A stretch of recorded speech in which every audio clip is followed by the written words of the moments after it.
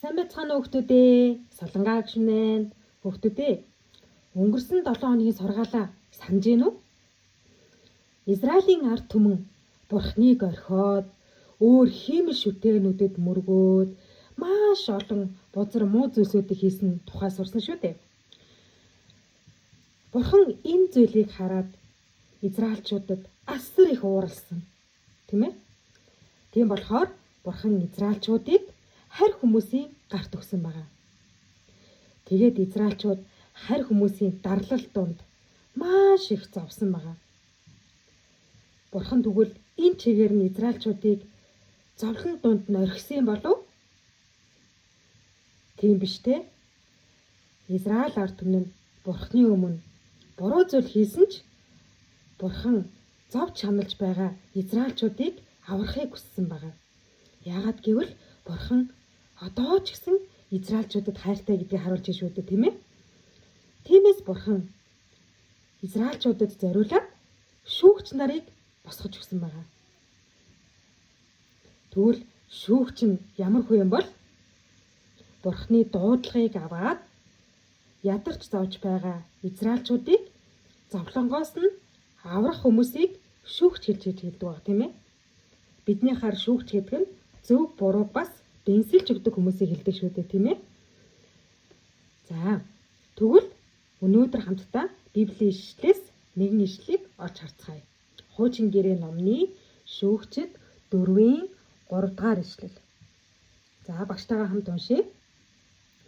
Тэр 900 төмөр тэрэгтэй байсан бөгөөд 20 жилийн турш Израилийн хүүгүүдийг харгислан дарангуйлж байсан тул Израилийн хүүгүүд эзнээс тусламж ирж хашгиран гойваа. Амен. Израилийн ард түмэн Бурханы өмнө маш олон бузар муу зүйлийг үйлдсэн, тийм ээ? Тэгвэл тэр бузар муу үйлийнх нь үр дүн нь юу байсан бол? Тэд нар Канааны хаан Ябины гарт орсон байгаа. Тэгээд энэ Канааны хаан Ябин нь Израилийг 20 жилийн турш асар их зовоосон муу хүн байгаа. Ингээд Израильчууд Бурханы өмнө гимшсэн байгаа. Бурхан минь уучлаарай.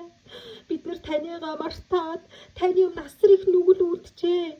Бид нар харь бурхтыг шүтэж, хиймэл шүтэнийг шүтэж, Бурхан таныг уурлуулж гомдоосон бол Бурхан минь ээ, биднийг уучлаач. Бурхан минь ээ, биднийг энэ Ябин гэдэг хааны савраас биднийг аварч өгөөч. Биднийг энэ их зовлон, энэ их дарлалаас биднийг чөлөөлж өгөөч. Бурхан минь ээ гэд Израильчууд Бурханыг дуудан ашигласан байна. Тэр үед Бурханы босгосон шүүгч бол Дебора гэдэг шүүгч байсан байна. Энэ бол эмэгтэй шүүгч байна. Энэ иш үзүүлэгч маань тийм ээ Израильчуудыг зөв хийж байгаа зүйлд нь урамшуулж, харин буруу хийж байгаа зүйлийг илчилж хэлдэг байсан байна. Та нар ингэж болохгүй шүү дээ гэд зөв бурууг нь хэлж өгдөг байсан байгаа. Бас зөвлөгөө өгдөг байсан байна шүү дээ, тийм ээ? За, тэгээд Израилийн ард түмэн Дебора гэдэг эмэгтэй шүүгчдээр очиод өөрсдийнхөө хэрэгээ шүүлэгдэг байсан байна.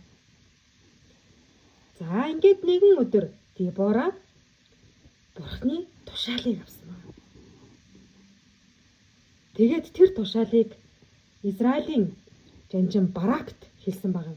Баракийг дуудаад Бурханы үгийг дамжуулсан. Барака, Бурхан чамд ингэж хэлж байна.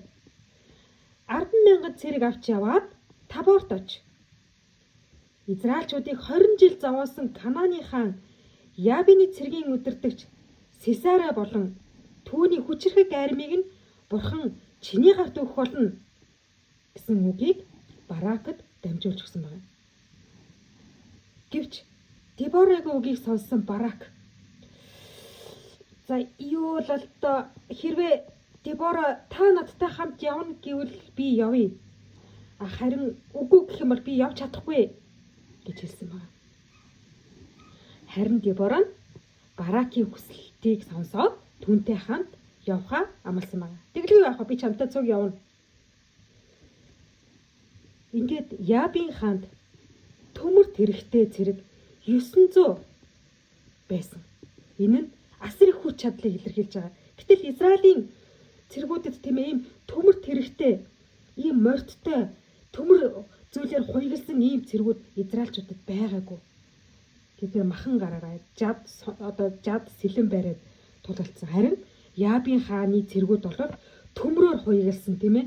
Төмрөөр зэвсгэлсэн бас төмөр тэрэгтэй, морин тэрэгтэй тийм ээ 900 байсан. Зөвхөн төмөр цэргийг тоолоход 900. Тэ энэ нь Ябын хаан ямар хүчрэхэд айрамтай байсныг харуулж байгаа. Ингээд Барак, Дебора хоёр бурхны тушаалыг дагахаар шийдсэн байна. Тэгээд Барак Табор ууланд гарсныг Кананы жанжин Сисера мэдээд 900 төмөр тэрэгтэй цэргээ дагуулад тийм ээ бүх иргэдээ дагуулад Кишон гэдэг газар цугласан байна. Ингээд Дебора Барак хоёр бурхны хэлсэнчлэн 10,000 цэргээ дагуулад 900 төмөр тэрэгтэй тэр асар хүчтэй айрмын эсрэг тулалдах болсон байна. Зүгээр хүмүүсийн нүдээр харах юм бол баг израильчууд ялагдахаар байна тийм ээ.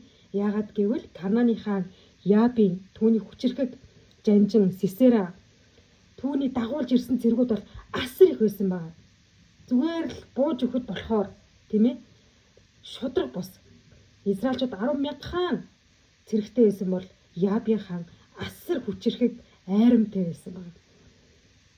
Гэсэн ч Дебора Барак хоёр бурханд итгээд дайн тулаанд оролцохоор байсан байна. За тэгээд Дебора Баракт ингэжсэн байна. Барака бүү.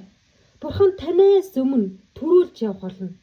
Бурхан Сисераг таны гарт өгөх болно гэж хэлсэн байна. Энэ үгийг сонсоод Барак маш их урам зориг авсан. Тэгээд 10,000 хүнээ дагуулад Табор уулнаас буусан байна. Тэр үед бурхан юу хийсэн гэж тэр газарт бороо оруулсан байна. За тэгээд яг тэр бороо орж явах үед Сисерагийн айрманд байрлаж исэн Кишон гэдэг гол нь үерлээд цэргүүл нь гол гаталж чадхааргүй болсон байна. Тэгээд Сисерагийн айрам маш хүндрэлтэй тулгарсан байгаа. Үер тавтаа тийм ээ. За тэгээд бүр юу болсон гэж цэргүүд нь айсандаа бүр хоорондоо тулалдсан гэж боддоо та нар бүр байж боломгүй байгаас тээ. Тэгээд Барак 10,000 цэргээр тэр хүчрэхэг айрмыг бут нэргсэн байгаа. Эцэст нь Израилийг зовоож исэн Кананы хаан Ябинч үхсэн байгаа. Дебора Барак хоёр бурхны хүчээр ялалт байгуулсан байгаа. Тийм учраас бурхныг магтан дуулсан байгаа. Хүүхдүүдээ Кананы хаан Ябиныг ялахад хүргэсэн бурхны хүсэл биелсэн. Үүнд Дебора нь бурхны үг ба бурхны хүслийн дагуу бусдыг босгон байгуулж урамшуулсан учраас энэ ялалт ирсэн тийм ээ. Дебора гэдэг энэ эмэгтэй Барак дээр очиод бурхан тантай хамт байх болно. Одоо бурхан таныг ингээрэй, тэгээрэй гэж ингээд бурхны хүслийг дамжуулсан учраас мөн Барак бурхны үгийг сонсоод дуулуурсад дагсан учраас тэд нэр байж боломгүй тулаанд ялалт байгуулсан байна. Дебора гэдэг энэ эмэгтэй шүүгч бурхны хүслийг биелүүлэхийн тулд өөрөө дур мэдэж төрүүлж хөдлөөгүй. Харин бурхны үгэнд маш анхааралтай хандсан байна. Бурхан юу гэж хэлэх нь түүнийг маш анхааралтай сонсож тэгээд Баракийг урамшуулсан. Тэгвэл бид нар ч гэсэн бурхны хүслийг биелүүлэхийн тулд эхлээд бурхны үгийг сонсоод тэгээд түүнийхээ дараа үйлдэх хэрэгтэй. Тэрнээс шууд сэтгэл хөдлөлөөр шууд хийж болохгүй нь шүү дээ. Эхлээд бурхны үгийг сонсох хэрэгтэй. Тэгээд бурхны үгийн дагуу үйлдэх хэрэгтэй байна. Тэгээд бурхны дуудсан хүмүүс бурханд хэрэглэгдэх болно. Амен. Тэгвэл бүгдээ хамтдаа залбирцгаая. Хүүхэд бидэнд хайртай бурхан аав минь танд баярлалаа. Та үргэлж байж боломгүй зүйлийг гайхалтайгаар үйлддэг Бурхан минь баярлалаа. Боломжгүй зүйлийг боломжтой болгодог Бурхан эзэн танд талархаж байна. Биднэрт ч гэсэн энэ хүч байгаа гэдэгт итгэж байна. Бид нэн төрөнд Бурханы үгийг сонсдог хүүхдүүд байлгаж өгөөч. Дараа нь Бурханы үгэнд дуулууртай дагдаг, үйлддэг хүүхдүүд байлгаж өгөөч. Бид нэр сул доройч гэсэн бид нар Бурханы үгээр хүчрхэг нэгэн болоход та туслаач. Есүсийн нэрээр залбирлаа. Амен. Хүүхдүүдээ бүгдээрээ эх 7 хоногийн турш Бурханы үгийг чих тавиас сонссон үгийнхээ дагуу дуулууртайгаар үйлдэж амьдэрсэн 7 хоногийг өнгөрөөцгөөе. Бүгдээрээ дараагийн 7 хоногт уулзцгаая. Түр баяртай.